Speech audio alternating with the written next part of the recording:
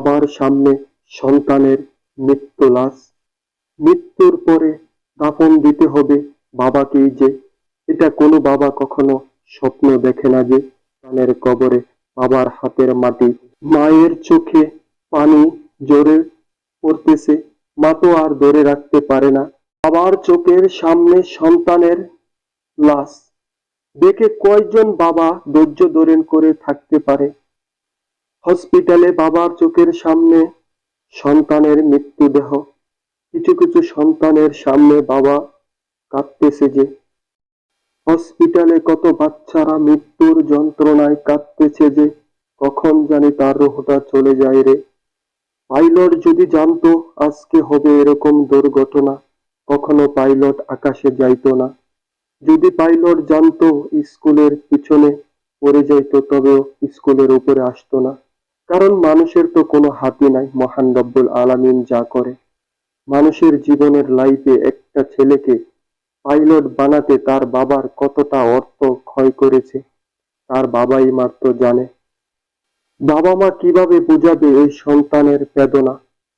কোনো মাই ধৈর্য ধরে থাকতে পারবে না। কারণ মায়ের সামনে একজন পাইলটের লাশ। বাবা জীবিত, মা জীবিত, আরো করেছে কিছুদিন আগে বিবাহ। সেই স্ত্রী কি করিবে? অল্প সময়ের মাঝে দুনিয়া ছেড়ে চলে যাইতে হবে এই পাইলটকে। এটা কখনো কি কেউ ভাবতেছিল? কখনো আমরা কেউ ভাবতেছিলাম? বাবা মায়ের কষ্টের ফসল ছোট ছোট বাচ্চাদের নিয়ে কত স্বপ্ন দেখেছিল। এক বাবা কাঁদে কাঁদে বলতেছে, আমার ছেলে স্কুলের ফার্স্ট ক্লাস ছিল, আমার ছেলে ভালো রেজাল্ট করত, আমার ছেলে স্কুলের 1 নম্বর ছাত্র ছিল, আমি দেশ ছেড়ে চলে যাব। হাতে পায়ে কামড় দিয়ে বলতেছে আমি দেশ ছেড়ে চলে যাব, এ দেশ আমাদের জন্য না। কিভাবে ধৈর্য ধরে থাকবো আমরা?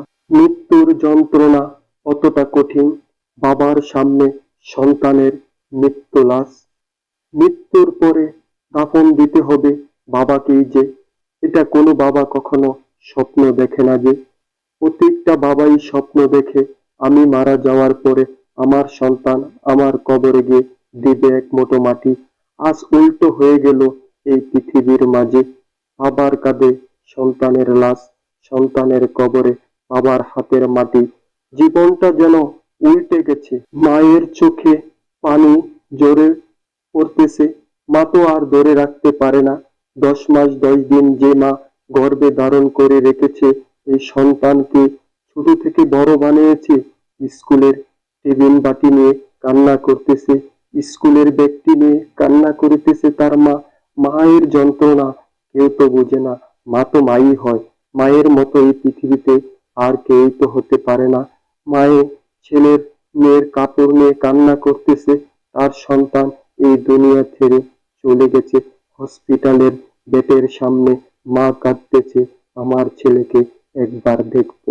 কারণ এরকম ভাবে নিঃস্ব হয়ে গেছে মা, বাবা, আত্মীয় স্বজন কান্না করতেছে। এটা যেন আমাদের জন্য বড় একটা শিক্ষা। মহান রব্বুল আলামিন আমাদের সকলকে হেফাজত করুন, সকল বাচ্চাদেরকে সুস্থ করুন।